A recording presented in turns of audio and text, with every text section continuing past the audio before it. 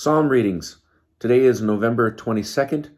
Our Psalms are Psalm 76, 77, and 78. Psalm 76, for the leader with instrumental music, a psalm of Asaph, a song. God has made himself known in Judah. His name is great in Israel. Salem became his abode, Zion his den. There he broke the fiery arrows of the bow, the shield, and the sword of war.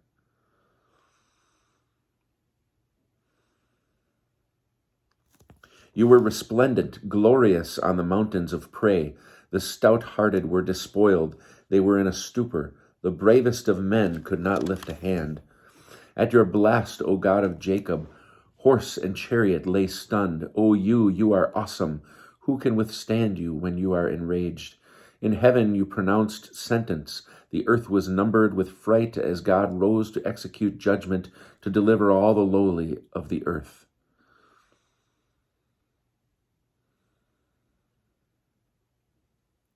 The fiercest of men shall acknowledge you when you gird on the last bit of fury.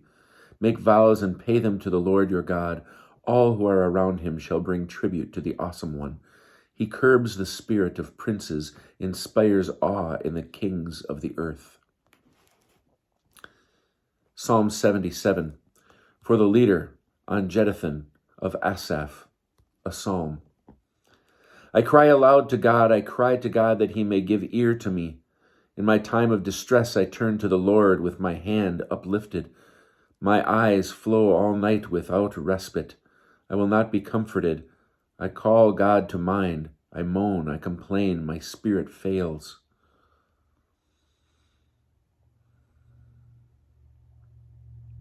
You have held my eyelids open. I am overwrought. I cannot speak. My thoughts turn to days of old, to years long past. I recall at night their jibes at me. I commune with myself. My spirit inquires, will the Lord reject forever and never again show favor? Has his faithfulness disappeared forever? Will his promise be unfulfilled for all time? Has God forgotten how to pity? Has he in anger stifled his compassion?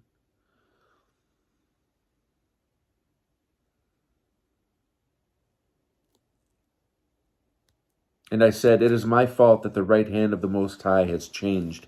I recall the deeds of the Lord. Yes, I recall your wonders of old. I recount all your works. I speak of your acts. O God, your ways are holiness. What God is as great as God? You are the God who works wonders. You have manifested your strength among the peoples. By your arm you redeemed your people, the children of Jacob and Joseph.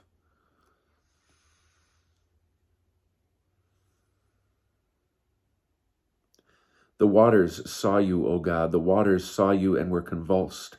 The very deep quaked as well. Clouds streamed water. The heavens rumbled. Your arrows flew about. Your thunder rumbled like wheels. Lightning lit up the world. The earth quaked and trembled. Your way was through the sea. Your path through the mighty waters. Your tracks could not be seen. You led your people like a flock in the care of Moses and Aaron. Psalm 78, a maskil of Asaph. Give ear, my people, to my teaching. Turn your ear to what I say. I will expound a theme. Hold forth on the lessons of the past. Things we have heard and known that our fathers have told us, we will not withhold them from their children, telling them the coming generation the praises of the Lord and his might and the wonders he performed. He established a decree in Jacob, ordained a teaching in Israel, charging our fathers to make them known to their children, that a future generation might know, children yet to be born, and in turn tell their children, that they might put their confidence in God and not forget God's great deeds, but observe his commandments and not be like their fathers, a wayward and defiant generation, a generation whose heart was inconstant, whose spirit was not true to God. Like the Ephraimite bowmen who played false in the day of battle, they did not keep God's covenant. They refused to follow his instruction. They forgot his deeds and the wonders that he showed them. He performed marvels in the sight of their fathers in the land of Egypt, the plain of Zon. He split the sea and took them through it. He made the waters stand like a wall. He led them with a cloud by day and throughout the night by the light of fire. He split rocks in the wilderness and gave them drink as if from the great deep. He brought forth streams from a rock and made them flow down like a river. But they went on sinning against him, defying the Most High in the parched land. To test God was in their mind when they demanded food for themselves. They spoke against God, saying, "Can God spread a feast in the wilderness?" True, he struck the rock and waters flowed, streams gushed forth, but can he provide bread? Can he supply his people with meat? The Lord heard, and he raged. Fire broke out against Jacob. Anger flared up at Israel because they did not put their trust in God, did not rely on his deliverance. So he commanded the skies above. He opened the doors of heaven and rained manna upon them for food, giving them heavenly grain. Each man ate a hero's meal. He sent them provision in plenty. He set the east wind moving in heaven and drove the south wind by his might. He rained meat on them like dust, winged birds like the sands of the sea, making them come down inside his camp around his dwelling place. They ate till they were sated. He gave them what they craved. They had not yet wearied of what they craved. The food was still in their mouths when God's anger flared up at them. He slew their sturdiest, struck down the youth of Israel. Nonetheless, they went on sinning and had no faith in his wonders. He made their days end in futility, their years in sudden death. When he struck them, they turned to him and sought God once again. They remembered that God was their rock, God Most High, their Redeemer. Yet they deceived him with their speech, lied to him with their words. Their hearts were inconstant toward him. They were untrue to his covenant. But he, being merciful, forgave iniquity and would not destroy. He restrained his wrath time and again and did not give full vent to his fury. For he remembered that they were but flesh, a passing breath that does not return. How often did they defy him in the wilderness? Did they grieve him in the wasteland? Again and again they tested God, vexed the Holy One of Israel. They did not remember his strength or the day he redeemed them from the foe, how he displayed his signs in Egypt, his wonders in the plain of Zon. He turned their rivers into blood. He made their waters undrinkable. He inflicted upon them swarms of insects to devour them, frogs to destroy them.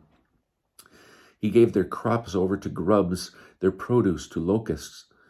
He killed their vines with hail, their sycamores with frost. He gave their beasts over to hail, their cattle to lightning bolts. He inflicted his burning anger upon them, wrath, indignation, trouble, a band of deadly messengers. He cleared a path for his anger. He did not stop short of slaying them, but gave them over to pestilence. He struck every firstborn in Egypt, the first fruits of their vigor in the tents of Ham. He set his people moving like sheep, drove them like a flock in the wilderness. He led them in safety. They were unafraid. As for their enemies, the sea covered them. He brought them to his holy realm, the mountain his right hand had acquired. He expelled nations before them, settled the tribes of Israel in their tents, allotting them their portion by the line. Yet they defiantly tested God Most High and did not observe his decrees. They fell away, disloyal like their fathers. They played false like a treacherous bow. They vexed him with their high places. They incensed him with their idols. God heard it and was enraged. He utterly rejected Israel. He forsook the tabernacle of Shiloh, the tent he had set among men. He let his might go into captivity, his glory into the hands of the foe. He gave his people over to the sword. He was enraged at his very own. Fire consumed their young men, and their maidens remained unwed. Their priests fell by the sword, and their widows could not weep. The Lord awoke as from sleep, like a warrior shaking off wine. He beat back his foes, dealing them lasting disgrace. He rejected the clan of Joseph. He did not choose the tribe of Ephraim. He did choose the tribe of Judah, Mount Zion, which he loved. He built his sanctuary like the heavens, like the earth that he established forever. He chose David, his servant, and took him from the sheepfolds. He brought him from minding the nursing ewes to tending his people Jacob, Israel, his very own. He tended them with blameless heart, with skillful hands. he led them.